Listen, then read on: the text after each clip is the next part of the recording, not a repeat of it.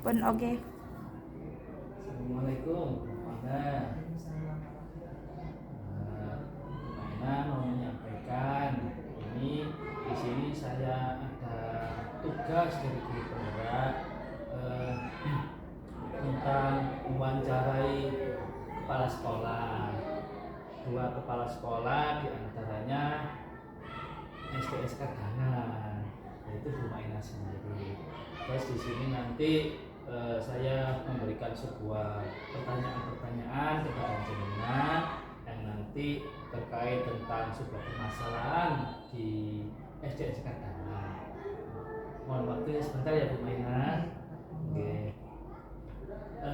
Di sini saya ada panduan pertanyaan yang jenengan jawab untuk sesi wawancara pada kesempatan hari ini. Jadi untuk pertanyaan pertama Bu Maina izin selama ini bagaimana jenengan dapat mengidentifikasi kasus-kasus yang merupakan sebuah dilema atau bujukan moral. Jadi sebuah identifikasi kasus-kasus yang nanti dengan putuskan dari sebuah dilema. Mohon bisa diberikan sebuah penjelasan. Dilema etika itu muncul saat ada konflik antara aturan sekolah dengan kebutuhan pribadi siswa. Contohnya pada kasus untuk menaikkan siswa, tapi siswa tersebut itu jarang sekali masuk sekolah. Disebabkan karena berbagai alasan dari bisa dari orang tua, bisa dari anaknya sendiri, dan bahkan mungkin bisa juga alasan karena si anak tersebut itu harus mengikuti kegiatan ekstrakurikuler yang mana kegiatan itu bersamaan dengan jam belajar tersebut. Jadi di situ sebuah dilema konflik pada siswa, contohnya seperti itu ya, anak yang jarang masuk sekolah, kemudian dikarenakan ya mungkin kegiatan ekstra seperti itu ya. Kemudian untuk pertanyaan kedua Bu, mohon izin. Selama ini bagaimana jenengan menjalankan pengambilan sebuah keputusan di sekolah jenengan SDSK Gangan, terutama untuk kasus-kasus di mana ada dua kepentingan yang kepentingan tersebut itu sama-sama benar atau sama-sama mengandung nilai kebajikan. Jadi keputusannya seperti apa yang jenengan ambil dari sebuah permasalahan yang sama-sama benar. Mohon petunjuknya. Untuk masalah itu ya, saya biasanya senantiasa mengadakan musyawarah koordinasi dengan semua warga sekolah, terutama para wali kelas dari misalnya itu masalahnya itu kasusnya ada pada seorang siswa di kelas tertentu, maka kami akan musyawarah dan koordinasi dengan wali kelasnya dan juga guru mapelnya seperti itu. Jadi para guru yang memang secara langsung berhubungan dengan anak tersebut, siswa tersebut seperti itu Pak. Dan di sini kami dalam mengambil keputusan, kami berusaha mengambil keputusan bersama atau kesepakatan yang mana nantinya itu berdasarkan keadilan semua. Jadi lebih dengan mengadakan sebuah musyawarah, mengajak wali kelas atau juga guru mapel, yang nanti kita hasilnya itu mengambil sebuah keadilan seperti itu. Ini untuk pertanyaan berikutnya, Bu. Langkah-langkah atau prosedur seperti apa yang nanti jenengan lakukan dalam selama ini dalam melakukan mengatasi sebuah kasus? Langkah-langkah yang seperti apa? Mungkin bisa dijelaskan. Langkah-langkahnya yang pertama itu kami mengumpulkan semua informasi yang terkait dengan adanya suatu dilema tadi. Yang kedua, mengidentifikasi nilai-nilai yang bertentangan. Jadi masalah yang ada tadi kita identifikasi. Yang ketiga, mempertimbangkan dampak keputusan untuk semua orang. Yang keempat, mendiskusikan bersama dengan tim. Ini tim yang siapa, Bu? Tim yang ada di sekolah. Tim yang ada di sekolah. Ya, tadi seperti yang sudah saya sampaikan tadi dengan wali kelasnya, dengan guru mapelnya, seperti itu. Kemudian kami mengambil keputusan berdasarkan analisis tersebut. Maksudnya keputusan yang tadi yang sudah keputusan akan kami ambil itu bagaimana dengan mempertimbangkan aspeknya dari berbagai aspek juga dari dampaknya nanti bagaimana kalau kita mengambil keputusan seperti itu, dampaknya apa seperti itu harus kita pertimbangkan juga. Kemudian kami membuat rencana untuk melaksanakan keputusan yang sudah kita sepakati tadi. Jadi itulah langkah yang diantaranya mengumpulkan informasi dulu, dikumpulkan, kemudian setelah itu diidentifikasi, kemudian nanti dipertimbangkan seperti itu mungkin. Kemudian setelah didiskusikan bersama di semua tim, kemudian keputusannya diambil dari aspek dampak atau seperti itu. Dan di akhir itu diambil sebuah keputusan.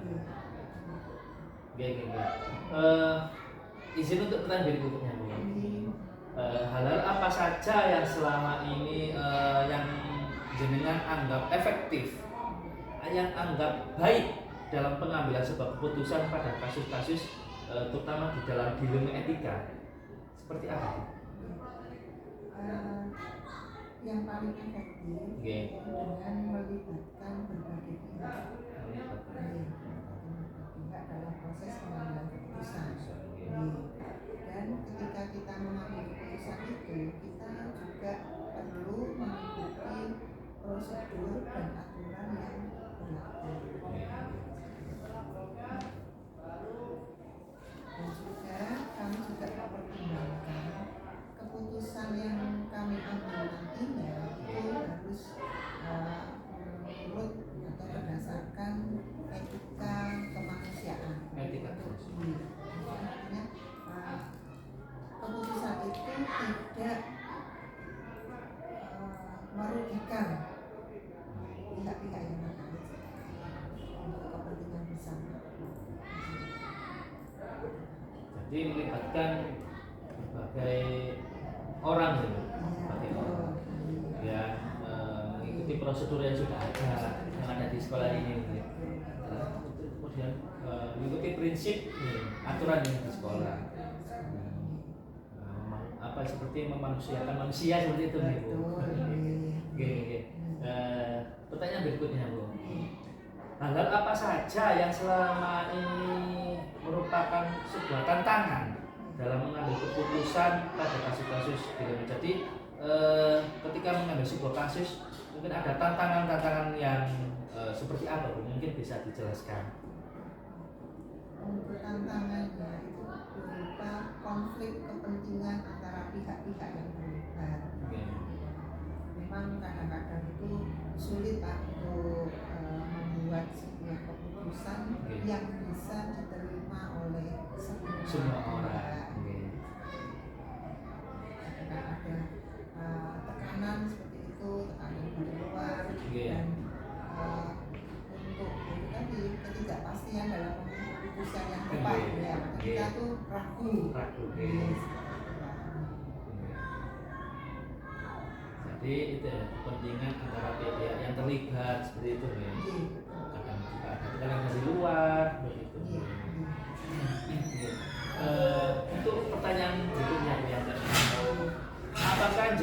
memiliki sebuah katakanlah atau jadwal tertentu dalam sebuah menyelesaikan sebuah kasus tersebut dilematika, kemudian apakah Anda langsung menyelesaikan pada saat itu di tempat itu atau memiliki sebuah jadwal khusus dalam menyelesaikan perkara tersebut, bentuk atau proses seperti apa yang dengan sangat jelaskan. Jadi ada sebuah jadwal atau langsung diselesaikan dalam waktu tempat itu. Berikut. Saya tidak punya jadwal yang tertentu ya Pak. Saya selalu berusaha untuk menyelesaikan masalah itu secepat mungkin. Secepat mungkin. Secepat mungkin. Jadi secara fleksibel ya, dengan memperhatikan situasi dan kondisi yang ada. Jadi begitu ada masalah itu kami secepatnya bagaimana untuk mengambil tindakan untuk mengambil keputusan seperti itu. Tapi kami juga perlu memperhatikan situasi dan kondisi yang ada di saat itu juga. Jadi kurang lebih itu ya Bu, tergantung sebuah kasusnya ya Bu. Kalau kasusnya itu ringan, itu bisa diselesaikan saat itu ya. Iya. Jika itu nanti kasusnya agak berat, itu jadi ada sebuah runtutan atau jadwal seperti itu. Iya, seperti itu. Jadi melihat kasusnya dulu. Ini untuk pertanyaan yang ketujuh. Adakah seseorang atau faktor-faktor apa yang selama ini untuk mempermudah atau membantu jenengan dalam mengambil sebuah keputusan dalam kasus-kasus dilematika yang tadi? Adakah seseorang yang bisa membantu atau faktor yang seperti apa Bu? Untuk yang membantu kami tentunya di sini adalah yang pertama berupa dukungan dari tim di sekolah ini. Tentunya ya semua warga sekolah, khususnya yang tadi ada wali kelas, ada guru mapel, seperti itu. Namun juga kalaupun dari pihak sekolah secara intern itu kami masih belum belum mendapatkan suatu solusi, ya maka kami kadang juga bisa melibatkan orang dari luar ya, seperti katakan teman sejawat. Jadi kami sama-sama kepala sekolah itu kami mungkin bisa saling sharing itu, atau juga kami dapat menyampaikan ke atasan langsung kami, yaitu pengawas itu. Atau juga kami juga bisa menyampaikan atau melibatkan dari pihak-pihak yang terkait, seperti misalnya kasusnya di sini di sekolah itu ada tindakan kekerasan seperti itu, mungkin kami juga bisa berkoordinasi dengan dinas P3A. Kemarin sudah kita kerjasama itu ya Bu. Jadi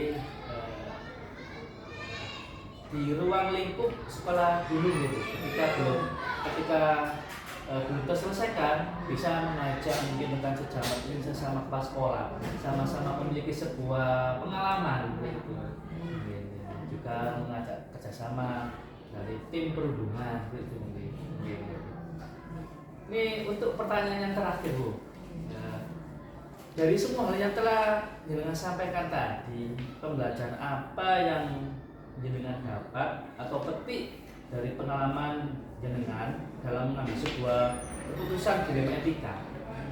Mau dijelaskan? Saya dalam mengambil keputusan dilema etika ini Pak Nggih.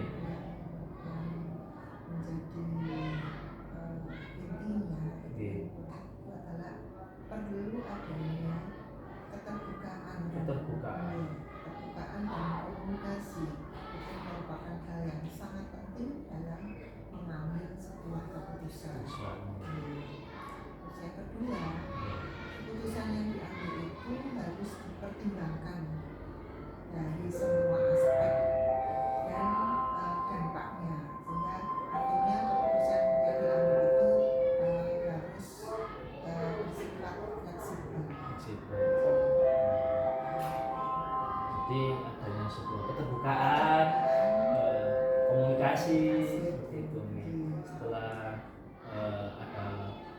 itu kemudian dilanjutkan dengan dipertimbangkan dari semua pihak, semua aspek. Alhamdulillah, terima kasih Bu sudah memberikan sebuah pencerahan, sebuah masukan-masukan dari sebuah kasus, terutama pada kasus yang dilematika. Kita bersama tentunya nanti saya juga kadang di kelas juga menemukan sebuah kasus-kasus, kadang bisa diselesaikan pada saat itu, kadang juga belum bisa menemukan, sehingga nanti saya bisa mengambil sebuah tindakan kalau nanti itu kasusnya belum bisa saya selesaikan sendiri. Seperti itu. Bu Maina, terima kasih atas waktunya. Mohon maaf jika mengganggu. Semoga apa yang kita sharing pada pagi hari ini bisa bermanfaat bersama-sama. Terima kasih. Assalamualaikum warahmatullahi wabarakatuh.